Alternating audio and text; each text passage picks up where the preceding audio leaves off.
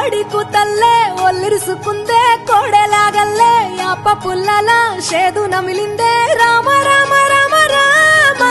తలకు పోసుకుందే నానేల తల్లే అలికి పూసుకుందే ముగ్గు సుక్కల్లే సత్తి ముటల్లే సగబెట్టుకుందే బాయి దిర్కన పల్లె